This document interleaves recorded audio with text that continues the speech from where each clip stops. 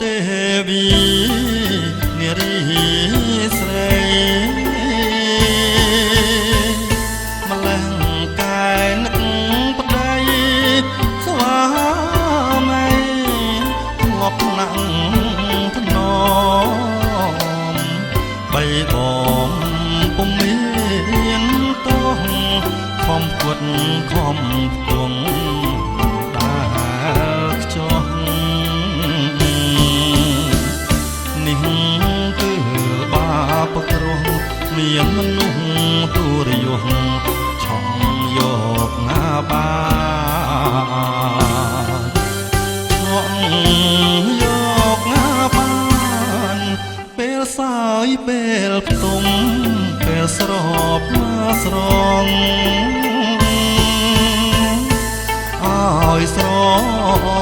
យត់ស្រយងពេញអងប្រា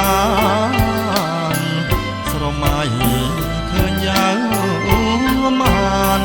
ទុករៀមរែងរិតរំមកខានឹក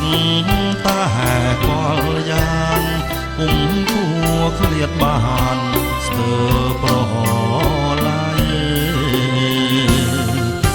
ស្ទើរប្រឡាយ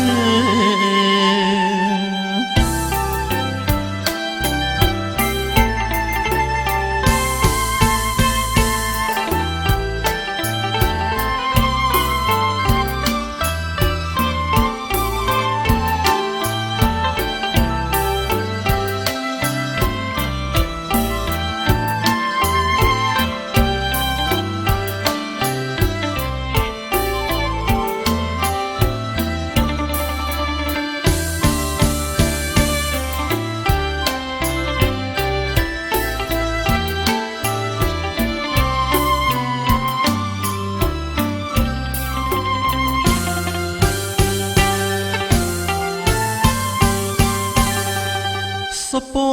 ទេវីនារីស្រីម្លឹងកាយនឹកប្តីស្វាមីធ្លាប់ថ្នាក់ធ្នមបីបំពុំមានទោះខំគត់ខំផ្គង់ដែលខ្ចោះនេះគឺបាបគ្រោះមានមនុស្សទូរយសឆក់យកណាបានឆក់យកណាបានពេលសាយពេលផ្ទុំពេលស្របមកស្រងឲ្យស្រយត់ស្រយង